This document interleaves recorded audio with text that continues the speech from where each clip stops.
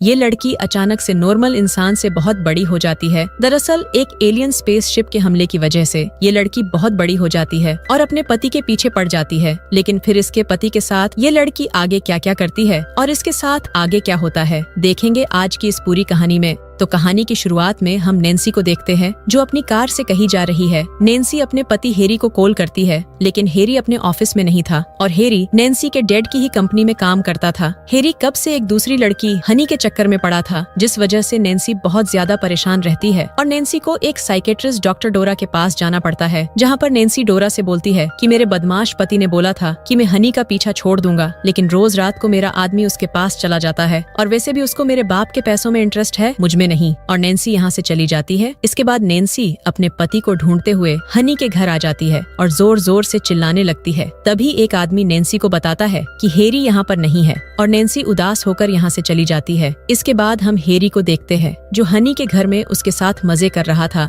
और यहाँ पर हमें पता चलता है कि हेरी अपनी बीवी को रास्ते से हटाना चाहता है और उसके बाप के पैसों से हनी के साथ मौज मस्ती करना चाहता है। इधर नैन्सी अपने घर जा रही थी, तभी रास्ते में नैन्सी के सामने अचानक से एक एलियन स्पेसशिप आ जाती है। नैन्सी स्पेसशिप देखकर यहाँ से भागने की कोशिश करती है, तभी स्पेसशिप से एक रोशनी सीधे नैन्सी पर पड़ती है, लेकिन मौका देखकर नैन्सी यहाँ से भाग जाती है। इसके बाद नैन्सी फिर से हनी के घर आती है और हेरी को आवाज लगाने लगती है। तभी यहाँ पर दो शेरीफ आ जाते हैं, तो नैन्सी इनको बताती है कि मैंने हाईवे पर एक बहुत बड़ी एलियन स्पेसशिप देखी है। इसके बाद एक शेरीफ हेरी के पास जाती है और बोलती है कि तुम्हारी बीवी ने एक एलियन स्पेसशिप देखी है। इसके बाद शेरीफ नैन्सी को उस जगह लेकर जाता है जहाँ पर वो स्पेसशिप देखी गई थी, लेकिन यहाँ पर कोई भी स्पेसशिप नहीं दिखाई दे रही थी। और तभी यहाँ पर नैन्सी के डैड बॉब आ जाते हैं। इसके बाद बॉब नैन्सी को लेकर यहाँ से निकल जाता है और नैन्सी से बोलते हैं कि ऐसी फालतू बातें करके लोगों के सामने मेरी इज्जत कम मत कराओ। जिस पर नैन्सी बोलती है कि मैंने सच में एक एलियन स्पेसशिप देखी थी, लेकिन बॉब नैन्सी की कोई बात नहीं सुनता है। इसके बाद रात को नैन्सी हेरी से मिलती है और नैन्सी हेरी को एलियन स्पेसशिप वाली बात बताती है और हेरी नैन्सी की बात पर भरोसा कर लेता है। तभी नैन्सी बोलती है कि वैसे भी तुम्हें मेरी कोई चिंता नहीं, क्योंकि तुम तो हनी का बिस्तर गर्म करते हो। तो हेरी बोलता है कि मैं हनी से कभी नहीं मिलूंगा। अगले दिन नैन्सी अपनी डॉक्टर डोरा से मिलती है और डोरा को बताती है कि मैंने हाईवे पर एक एलियन स्पेसशिप देखी थी, लेकिन कोई भी मेरी बात पर भरोसा नहीं करेगा। तो डोरा बोलती है कि मैं तुम पर भरोसा करती हूँ। इसके बाद जब नैन्सी नहा रही थी, तब नैन्सी के पास हेरी आता है। तो नैन्सी हेरी से बोलती है कि मुझे कैसे भी करके सबूत इकट्ठा करने होंगे ताकि मैं लोगों को साबित कर सकूं कि मैंने एलियन स्पेसशिप देखी है। इसलिए हम दोनों उसी जगह पर जाएंगे जहाँ पर मैंने स्पेसशिप देखी थी। इसके बाद ये दोनों कार लेकर निकल जाते हैं और शाम को उस जगह पर पहुँच जाते हैं जहाँ पर नैन्सी ने स्पेसशिप देखी थी। कुछ देर तक नैन्सी को यहाँ पर कुछ दिखाई नहीं देता है, लेकिन तभी अचानक से वही स्पेसशिप यहाँ पर आ जाती है और स्पेसशिप देखकर नैन्सी बहुत खुश हो जाती है और स्पेसशिप के नीचे चली जाती है। तभी स्पेसशिप से लाइट नैन्सी पर गिरती है। हेरी नैन्सी को बचाने की कोशिश करता है, लेकिन नैन्सी स्पेसशिप के अंदर टेलीपोर्ट हो जाती है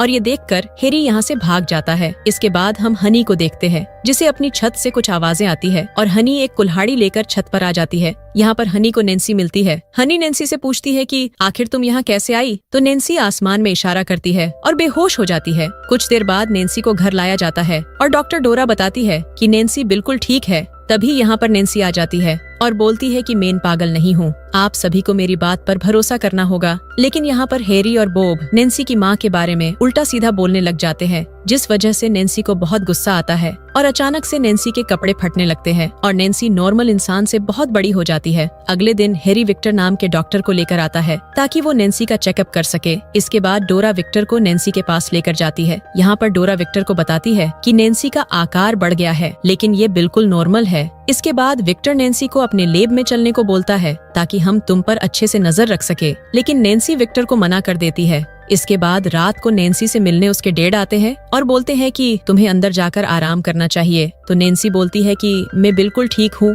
बस आसमान में देखकर आराम कर रही हूँ। आगे नैन्सी बोलती है कि क्या आप मुझे पहले जैसा बना सकते हैं? तो बॉब बोलता है डॉक्टर इसी चीज पर काम कर रहे हैं। इसके बाद नैन्सी स्विमिंग पूल में नहाने लगती है। तभी नैन्सी के पास हेरी आता है और पूछता है कि क्या तुम ठीक हो? तो नैन्सी बोलती है मैं बिल्कुल ठीक हूँ, बस मेरा दिल कभी कभी तेजी से धड़कने लगता है। इसके बाद जब हेरी यहाँ से जाने लगता है तो नैन्सी हेरी को कल डिनर पर इनवाइट करती है, जिस पर हेरी मान भी जाता है। अगले दिन नैन्सी से मिलने डोरा आती है, तो नैन्सी डोरा को बताती है कि आज रात मैंने हेरी को डिनर पर बुलाया है, काश मैं पहले जैसी होती। ये बात सुनकर डोरा को अच्छा लगता है। इसके बाद विक्टर डोरा और नैन्सी को बाहर बुलाता है और हम देखते हैं कि विक्टर के हाथ में एक बहुत बड़ा इंजेक्शन था। इसके बाद नैन्सी बाहर आती है और विक्टर से इंजेक्शन के बारे में पूछती है तो विक्टर बताता है कि इसमें कुछ विटामिन और खनिज पदार्थ है। तभी डोरा बोलती है कि नैन्सी को इसकी कोई जरूरत नहीं है। तो विक्टर बोलता है कि मेरे पास नैन्सी के पति की परमिशन है और तुम्हारे पिता की भी। तो नैन्सी बोलती है कि मेरी परमिशन का क्या, और नैन्सी इंजेक्शन छीन लेती है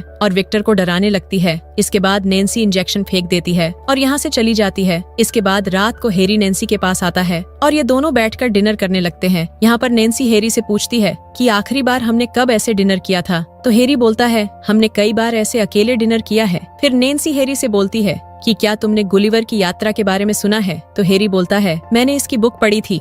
नैन्सी कहती है मैंने अपने आप को गुलिवर के रूप में सोचना शुरू कर दिया है और अब सभी लोग मुझे छोटे छोटे खिलौने लगते हैं। और नैन्सी बहुत सारी बातें करती है। तभी हैरी बोलता है तुम पागल हो चुकी हो और वैसे भी तुम एक बहुत बड़ी गलती हो। ये बात सुनकर नैन्सी को बहुत गुस्सा आता है और नैन्सी गाड़ी उठाकर फेंक देती है। इसके बाद हैरी बोलता है कि तुमसे तो बेहतर हनी है, दिखने में भी और बिस्तर पर भी। और ये दोनों लड़ने लग जाते हैं जिस वजह से नैन्सी को बहुत ज्यादा गुस्सा आता है और तभी नैन्सी बेहोश होकर गिर जाती है। इसके बाद हम बॉब को देखते हैं जो अपने प्रोजेक्ट पर बिजी था और इसे नैन्सी की जरा भी फिक्र नहीं थी। इधर हैरी हनी के साथ मजे कर रहा था और हनी हैरी के लिए मुजरा कर रही थी। कुछ देर बाद नैन्सी को होश आ जाता है और नैन्सी अपने आदमी हैरी को ढूंढते हुए शहर की तरफ आ जाती है। तभी रास्ते में नैन्सी को डोरा और शेरिफ मिलते हैं। नैन्सी इनसे हैरी का पता पूछती है तो डोरा नैन्सी को शहर की तरफ जाने से मना करती है, लेकिन नैन्सी यहाँ से निकल जाती है और सीधे हनी के घर आ जाती है। इसके बाद हनी गन उठा लेती है, लेकिन नैन्सी छत तोड़कर हनी की गन को फेंक देती है। ये देखकर हैरी यहाँ से भागने लगता है,